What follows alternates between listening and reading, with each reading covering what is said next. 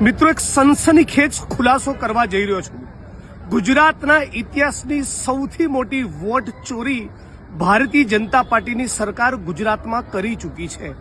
હાલમાં જે મતદાર સુધારણાનો એસઆઈઆરનો કાર્યક્રમ ચાલી રહ્યો છે, એમાં કોંગ્રેસની પરંપરાગત વોટ બેંકને ટાર્ગેટ કરવાના બદઆશયથી એક મોટા રાજ્યવ્યાપી ષડયંત્રના ભાગરૂપે ગુજરાતની જનતાને લૂંટી, ગુજરાતના ટેક્સ પેયરના પૈસાને લૂંટી જે કમલમ નામના કાર્યાલયો બનાવ્યા છે, ત્યાંથી બેઠા બેઠા લગભગ 14 થી 15 લાખ કોંગ્રેસને વોટ આપનારા મોટાભાગના મતદારોના નામ કમી કરવા માટે ફોર્મ નંબર 7 ભરવામાં આવ્યા છે।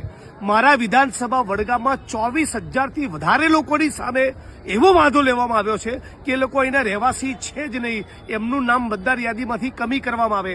ફક્ત એક વિધાનસભામાંથી ગ્યાસુદ્દીનભાઈ શેખની વિધાનસભામાંથી લગભગ 28 થી 29,000 લોકોની વિરુદ્ધમાં વાંધો લેવામાં આવ્યો છે। સુરતના લિંબાયતમાં પણ હજારો લોકોની સામે વાંધો લેવામાં આવ્યો છે।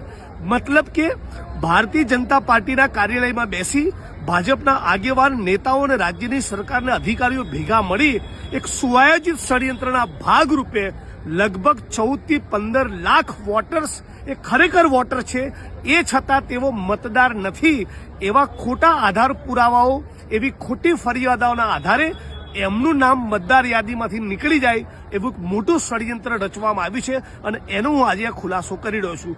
મુદ્દા નંબર 2, જે પણ માણસો ફોર્મ નંબર 7 ભરીને તમારા કે મારા મતદાર હોવાની સામે પ્રશ્ન ચિહ્ન ઉપસ્થિત કરે, એણે પોતે આધાર પુરાવો આપી એણે પોતે સાબિત કરવું પડે કે તમે કે હું મતદાર કેમ નથી, અને આવું કરવામાં જો નિષ્ફળ જાય તો એની સામે પણ ફોજદારી ગુનો દાખલ થઈ શકે। એટલે હાલ પૂરતું ગુજરાતના ઇલેક્શન કમિશન પાસેથી હું માગણી કરું છું કે છેલ્લા કેટલાક દિવસોમાં મોટાભાગે મકર સંક્રાંતિ બાદ જે રાતોરાત લાખોની સંખ્યામાં લગભગ 14 થી 15 લાખ જે ફોર્મ નંબર 7 ભરવામાં આવ્યા, એ તમામની ઉપર સ્ટે મૂકી દેવો જોઈએ, નહીં તો ગુજરાતમાં લોકતંત્રનો એક અણુ બચશે નહીં।